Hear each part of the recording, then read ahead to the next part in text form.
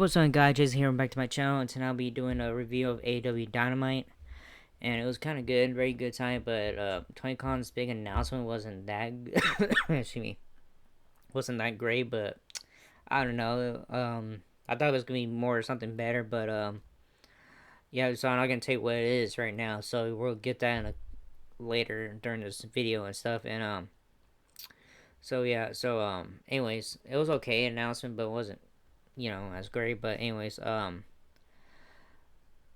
yeah. We're gonna go ahead and do the review and stuff. And so here we go. AEW World Championship Eliminator Heyman Page versus Swerve Strickland, third part 3, which is the third time having a match. Now we see Heyman Page walking backstage towards the entrance curtain. His theme hits and he begins making his walk down the aisle as fireworks explode and the crowd goes wild. Heyman looks determined this week with his new Dax Harwood looking mustache. He sells in the ring and his entrance tune dies down. From there, the music for his opponent and longtime rival plays, and out comes Short Strickland. The Mongol Bassi leader is accompanied to the ring by the charismatic and entertaining Prince Nana, who does his money Uba dance as he walks the AEW number 1 rank contender to the ring. The theme music dies down and bell sounds to get this one officially off and running. It's time to find out who will move on to challenge Samoa Joe for the AEW World Championship at the upcoming Revolution 2024 pay-per-view. The fans pop loudly as soon as the bell sounds, which the commentators point out on the broadcast. Heyman and Swerve go face to face in the middle of the ring, and the roar from the crowd gets louder. They back up in a circle and then eventually lock up to start their trilogy bout here on Dynamite. Swerve Strickland has won both of their previous 2 in-ring showdowns. They are slow to get things going here, filling each other out and not taking too many risks in the early goings of the high stakes. And later about Heyman slaps Swerve, and that injects some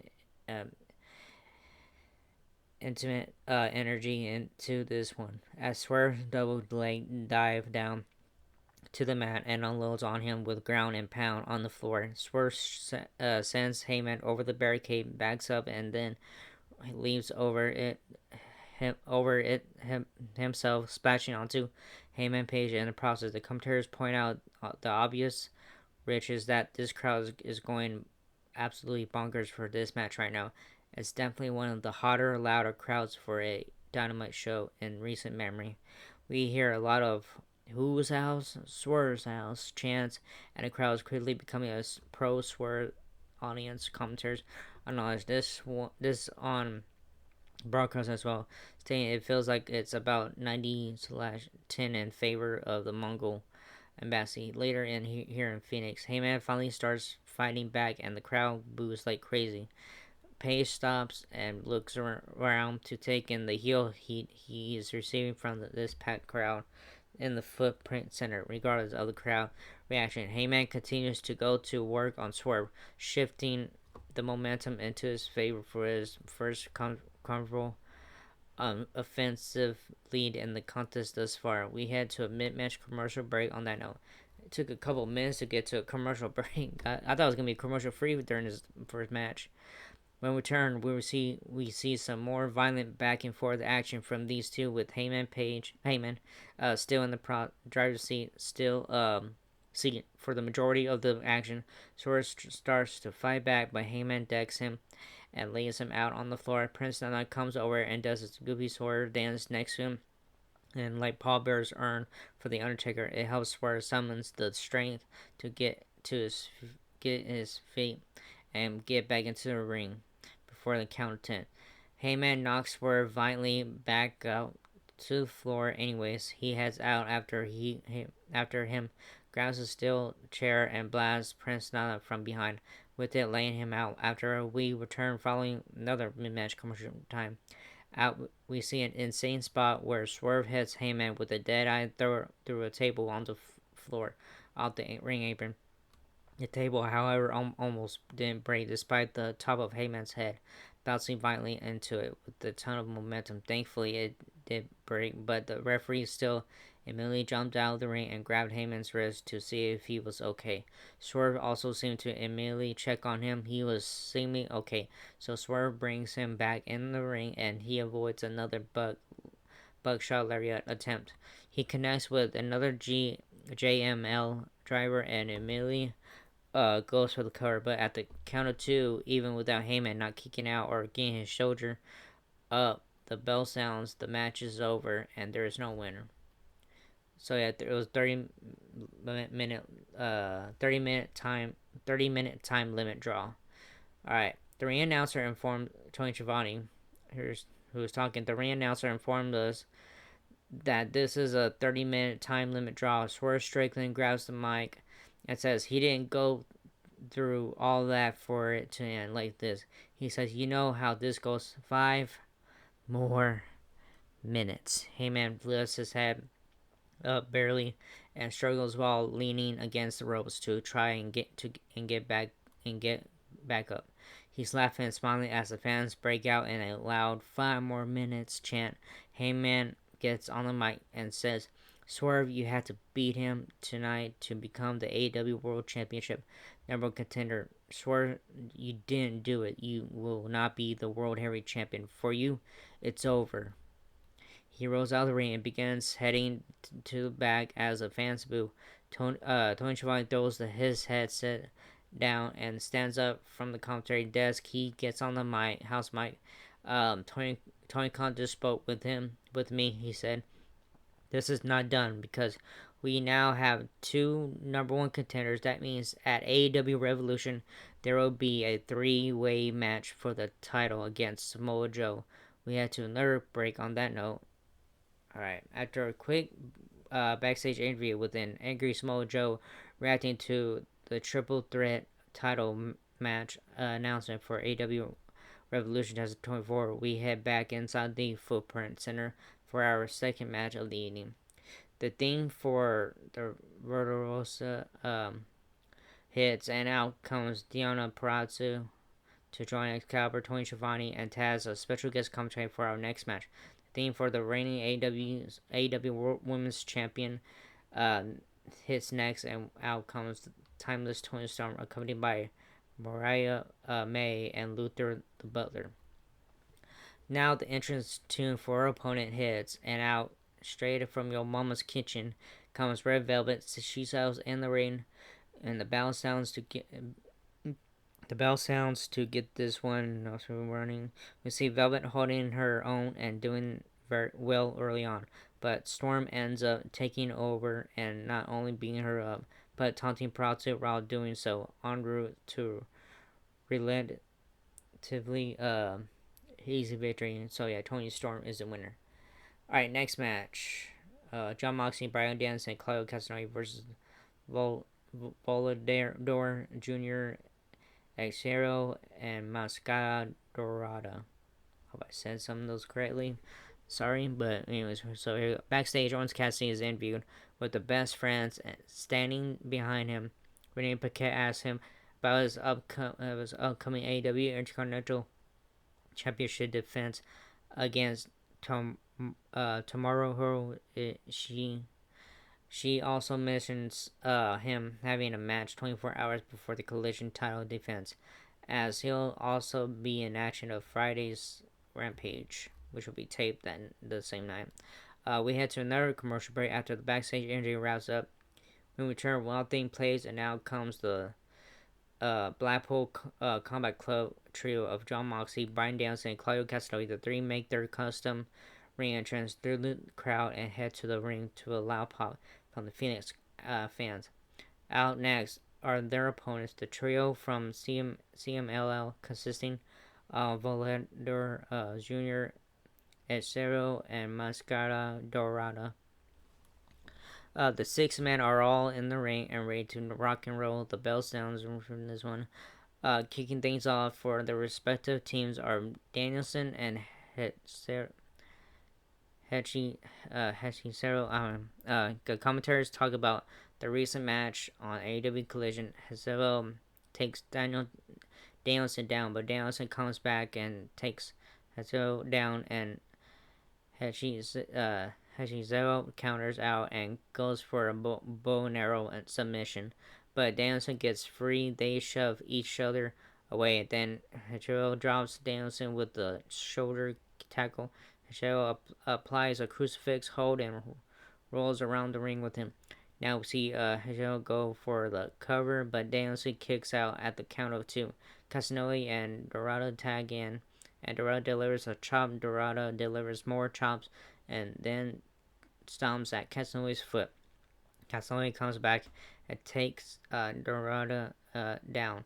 Dorado comes back with the Corona, and then John Moxley and Voladere tag in. They exchange elbow strikes, and Voladere takes Moxley down with the Hurricanrana.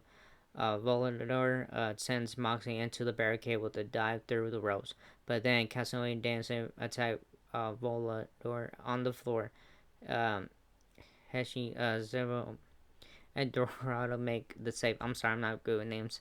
Make the save, and then Moxley gets Volador back into the ring. Volador goes after Moxley, but Moxley slams him to the floor and takes him out with the dive.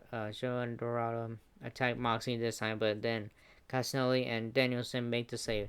The referee separates everyone as the show heads to a commercial. When we return, we see Mox dominate the fence in the ring. Things build up to a spot with Mascara and Dorado hitting a shooting star press off the top rope.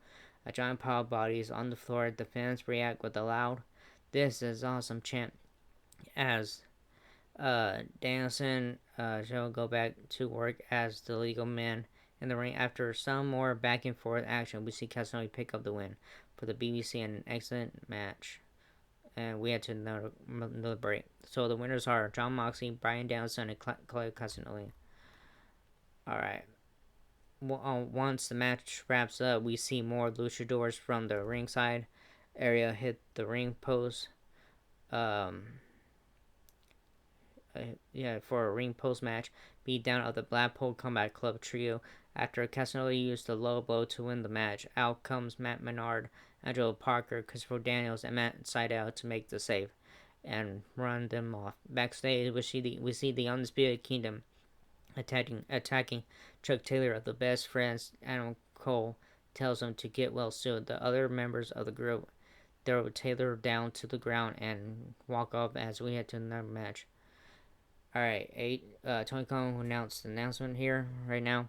The boss appears to be looming. When we return from the break, we shoot backstage for the promised big announcement from AEW and ROH President Tony Khan.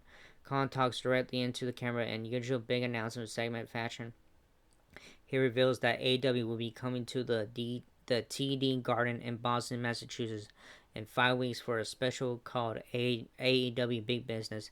Tickets for the show, which goes down in 5 weeks on Wednesday, March 13th, and will air live on TBS.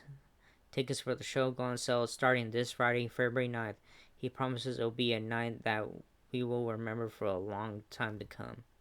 Alright, next match, Chris Jericho versus Kinoshi Takashita.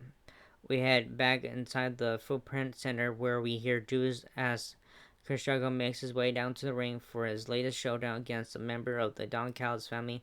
He sells in the ring as fans continue singing along with this catchy theme. Now the music for the Don Callis family star, the Alpha Kinoshi Takashita hits. Out comes the Japanese veteran for our next match of the evening with Don Callis by his side. The bell sounds and we're officially off and running with our co-main event of the evening. Coming out of the gate to get this one started, we see Jericho and Takashita lock up, and Jericho applies a side headlock, but Takashita sends him off the ropes. Jericho comes back and clotheslines Takashita to the floor. Jericho goes after him, but Takashita turns around and delivers a brainbuster on the outside. Takashita gets Jericho back into the ring and drops him with the Takashita line. Takashita delivers right hands, but Jericho comes back with a few shots. Jericho connects with a double sledge and run the ropes, but Hobbs trips him up. Takashita delivers a shot to Jericho, and then Sammy Guevara runs out and hits Hobbs in the back with the chair. Hobbs rips the chair away, but Guevara drops him with the cutter from the ring steps. Guevara hits Hobbs in the head with a chair, and they go into the crowd. Takeshita delivers a jumping knee to Jericho and goes for another, but Jericho dodges the second and drop kicks Takeshita to the floor. Jericho dives from the top rope to take Takeshita down on the floor as the show heads to a commercial. As we settle back in the from mid-match advertising timeout, we see Takeshita, Jericho, Brawley on the floor at ringside. Takeshita gets Jericho into the ring and goes for a back senton, but Jericho gets his knees up. Jericho goes for the lion saw, but Takeshita gets his knees up this time. Takeshita goes after Jericho, but Jericho drops him and goes for the walls of Jericho. Takeshita rolls through and drops Jericho with a stall suplex. Takeshita goes for the Takeshita line, but Jericho counters with the code breaker and gets a 2 count. As the action continues, we see Jericho slam Takeshita down, and then he goes for the lion salt, but Takeshita counters with the blue thunder bomb for a 2 count. Jericho blocks a knee strike, and Takeshita blocks a Judas effect, and then Takeshita delivers a knee strike. Jericho comes back with a right hand, and then gets Takeshita up top. Jericho delivers right hands, but Takeshita slips out and delivers an avalanche blue thunder bomb for a 2 count. Don Callis gets involved on the apron using a screwdriver to hit Jericho. Moments later, we see Takeshita lock Jericho in his own walls of Jericho. Lion tamer. Submission finisher. And Jericho shockingly types out after the match. We head to another commercial break. So Konoshi Takeshita is the winner. Alright, main event time. When we return from the break, the theme for Sting and out comes the Icon, accompanied by a very fired up Darby Allin. The two head to the ring for their tag title opportunities here in our final match of the evening. After the duo settles in the ring, a huge pop from the Phoenix crowd. The entrance tune for their opponent's hits, and out comes absolute Ricky Starks, and Big Bill, the reigning and defending AEW World Tag Team Champions, settle in the ring. The Dapper Yapper Justin Roberts begins the formal pre-match ring introductions for the champions and the challengers, but as he finishes them up, the referee is still holding the titles up to show everyone what they're fighting for. The actual fight itself begins. Sting leaps across the ring and splashes onto Starks in the corner of the ring. Allin and Big Bill start to mix it up and the ref quickly scurries over and hands the title out to the production crew at ringside. As the bell sounds to officially get this main event title underway, we see some more brawling from all four in the early goings. The four men end up spilling out to the floor, where two fight off in one side of the building, and the other two do the same on the opposite side of the building. Sting heads up the crowd above an entrance where he leaps off and puts one half of the champs through a table for an explosive pop from the fans and the commentators alike. Shortly after that, we head to a mid-match commercial break. As this match continues, when we return, we see Allin diving out to the floor onto Big Bill, who catches him and violently side slams him on the forgiving floor. We see Allin get the ragdoll treatment from Starks and Bill in a 2-on-1 beatdown as Sting is down and out. Finally, the Icon fires up for the offensive comeback, and he begins taking it to Starks and Bill. We see things build up to a big spot where Allin is on Bill's back while Sting has Starks in his Scorpion Deathlock. Darby hits a Meteora to put Bill through a table on the floor. Sting ends up hitting the Scorpion Death Drop on Starks for the win. We have new AEW World Tag Team Champions. After the match, Sting and Darby Allin celebrate the big win. Sting invites his two sons to come to the ring and celebrate with them. They do. The crowd shows the Icon and Darby Allin a ton of love. Winners are a new AEW World Tag Team Champions, Sting and Darby Allin. a big gun full of confetti explodes and sprinkles down over the new champions just as seems the show is going off the air. On that note, we see the Young Bucks duo of Nicholas and Matthew Jackson dressed in all white suits with baseball bats. They savagely attacked the new AEW World Tag Team Champions Sting and Darby Allin and the two sons of the Icon as the Phoenix fans boo like crazy. Darby's face is badly busted open and his blood pours all over the white jacket of Jackson.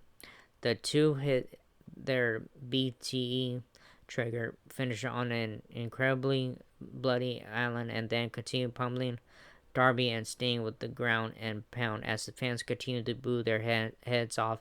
They pick up Sting and hold him while they beat him down over and over again with the baseball bat. Jackson hits a running punt to the head of Sting. The two punch away at the two of the some more, and the blood from Allin is covering both of their white suits. Now the two finally stop and pick up the AEW World Tag Team Championships as the fans booing grows even louder. That's how this week's show ended.